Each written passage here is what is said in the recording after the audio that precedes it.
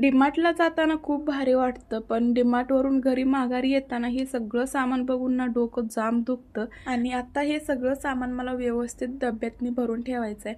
आणि जोपर्यंत मी हे सगळं सामान ठेवत नाही ना, तोपर्यंत माझं पिल्लू ना सगळं सामान एक एक करत काढत बसतो. मग पहिलं मला हे सगळं ठेवावं लागतं. डब्यातलं काय संपलं ना तर मी लगेच ते डब्बा धुवून ठेवते. त्यानंतर तुरीची डाळ थोडीशी होती, मग मी पहिलं ते काढून घेतली. त्यानंतर जी नवीन आणली होती ना ते डब्यात ओतली. त्यानंतर जुनी होती ना ती वरने मी टाकली, कारण ना जी जुनी होती ना ती पहिलं वापरता येईल. त्यानंतर मनुकंसुद्धा मी एका डब्यात काढून घेते, कारण ना माझ्या पिल्लूला मनुकं आणि खजूर ही दोन गोष्टी खूप जास्त आवडतात. आणि त्यानंतर डबा पूर्ण भरला होता आणि थोडीशी मनुकं राहिले होते. मग ड्रायफ्रूटच्या डब्यात मग ते ठेवलं राहिलेलं. त्यानंतर मसाल्याचा डबा भरून घेतला. आणि तुम्हाला डीमार्ट शॉपिंगचा पूर्ण व्हिडिओ बघायचा असेल तर मी खाली टॅग करते, ट्रायंगलवरती क्लिक करा आणि पूर्ण व्हिडिओ बघा. त्यानंतर ह्याच्यातली एक वाटी बुगुनी कुठं टाकली काय माहिती. चला बाय.